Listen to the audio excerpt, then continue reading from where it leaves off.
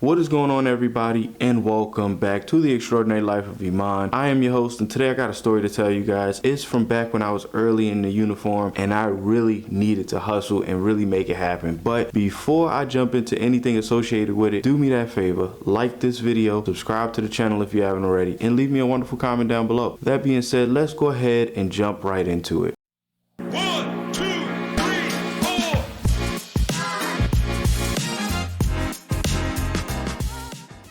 Okay, so early in my career, I really needed to make moves. I didn't make that much money and I really needed to make ends meet. I had a lot of bills, student loans, all of that. And things were a little bit hectic in my family. So I really had to push to really make things come together. So I would supplement my regular annual salary with overtime assignments. I didn't care what shift it was. I didn't care what assignment it was. I didn't care what day it was. If it was available, I was snatching it up. Literally, I became known for exactly that, taking all the overtime assignments. So people would literally send me texts, send me messages like, yo, can you hook me up? Even if it was last minute, I didn't care. So all the local banks at the time actually contracted through the agency that I was working with, and we had overtime assignments. In high crime areas, the banks pay us to sit there and make sure nobody steal nothing. So I said, hey, I'm gonna go ahead and sign up. So I signed up, I get my gear on, and I start the show basically. So let me be perfectly clear on what exactly the job entails. I would literally drive around, make sure the ATMs are good, make sure the bank is good, make sure no one's breaking in, doing anything illegal at the ATM, make sure no one's hassling the customers, trying to get money from them while they're at the ATM. The shift itself was from 8 p.m. to 5 p.m. This is normally a cake gig. This is one of those jobs that officers would take, just to make some extra money. Literally, you would sit in your car. Usually it's just a visual deterrent. So you park your car at the entrance and that's basically it. Everyone knows the score. Don't come over there. Don't try to do anything criminal. Well, apparently on the night where I decided to do it, that was not the case. Things actually went awry. So at around maybe like 2 o'clock in the morning or so, I was well deep into my Netflix. I was into my shows. I was having a good time. I was just chilling. By that point, I only had 3 hours left of the shift, so you know what time it was. I was on the downstride. I was trying to hurry up. I was getting tired. So I noticed as I drove around, because that's what I would do, maybe like once or twice an hour, I would drive around the designated area and make sure everything was okay. I noticed that the ATM machines light, there's like lights above the ATM machines, they were out. And I was just like, that's a little suspicious. At the time, no one was around. So I just figured, hey, they must have just blown a bulb,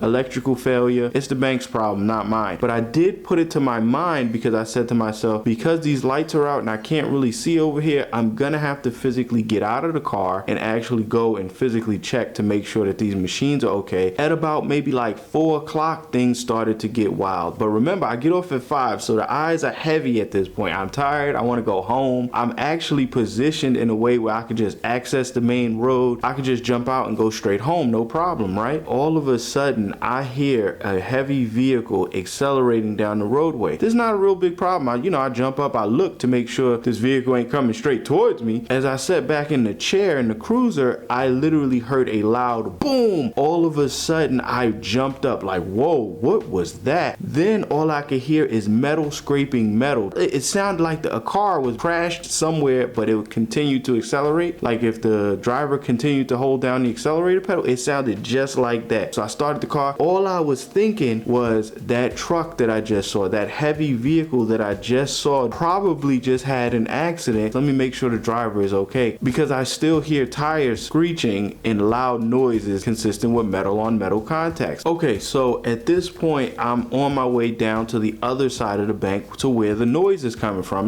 I hit the radio, boop, boop, dispatch, give me some additional units. I think there's been an accident at my location. They have crashed into the bank. I'm on scene, but I'm on my way to the other side to investigate further. Get me some help. So I'm accelerating down the roadway to get to the other side of the bank, right? And I go to hit the lights and sirens, but then I think to myself, hold on, let's hold off for a second. I don't know what told me, because normally it's like a muscle memory reaction. You just hit it and you're good to go. The lights and sirens will come on. But I said to myself, let me not, for some apparent reason, I'm guessing this was my internal intuition that kicked in. So I got to the edge of the bank and now I could see the truck. I could see the truck now has front end damage on it. It's apparent to me that something is not right. So you know what I did?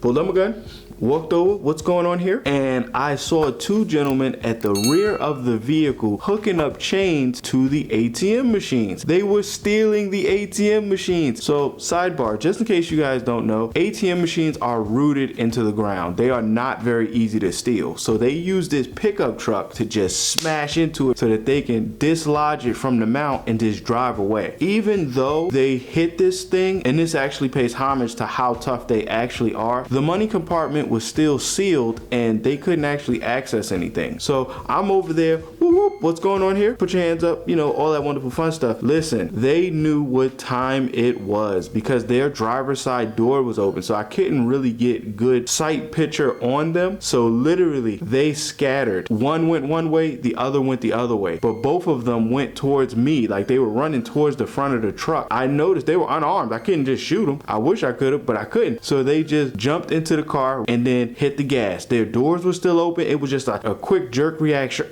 And now they're coming past me. They didn't try to hit me or I would have clearly shot them, but they did get past me. So at this point I said, oh no. I see that the chains are still attached to the ATM machines. So I know what's about to happen. They're about to dislodge the machines and these machines are about to go flying. I jumped back and ran. I wasn't playing around. I was gone. So it was a loud boom, boom. And next thing you know, you hear the scraping metal again, but this time it is the ATM machine scraping up against the side of the building, because now they've come loose and are actually flying through the air. So I'm down below in cover and I radio dispatch again. Boop, boop. This is what I have. This is what's happening. They have now gotten away. They're now driving down the street with 2 ATM machines chained to the back of the car, dragging them along. So can you imagine 2 big giant ATM machines going about 45 miles down the roadway, smacking into every single car? Just imagine you're out walking your dog and you just see 2 flying ATM machines going by you. What is going to be your reaction? Oh, and then just get out of the way. It was so wild, but I was still chasing them. I had the lights, I had the sirens, I was on the radio with dispatch giving them updates, trying to get them to stop. Of course they weren't going to stop. They just stole 2 ATM machines. They already knew what time it was. So they were driving down the road, the ATM machines were flying everywhere, and I requested that we use what's called stop sticks. If you ever heard of like spike strips when it comes to law enforcement, these are what they're called. They're called stop sticks. I asked for them to be deployed ahead and to have a pit maneuver car come to my location. A pit maneuver car is a law enforcement vehicle that's completely designated for exactly that, pitting the other car, so ramming into them and causing them to basically spin out. There wasn't a lot of people on the roadway at that point in time, so I said, okay, I can actually do it. We had room to do it. My supervisors were aware and they did approve my request and everything like that. So we got the stop stick set up. We had the pit car ready to go and set up. He did meet up with me and we did come up with a plan via radio, and he did get into position and we was able to pit the car eventually. The truck ended up running the stop sticks, having 2 blown tires, so I call that a success. And then the pit car came in, hit it from the side, boom, it spun out, and then it literally started tumbling on the ground. At that point, the chains holding the ATM machines had severed, so they had come to a stop someplace else, and now we just had to basically deal with the truck that was rolling down the roadway. The truck came to rest. I jumped out the car, got my shotgun out, and ran up to the driver's side door. I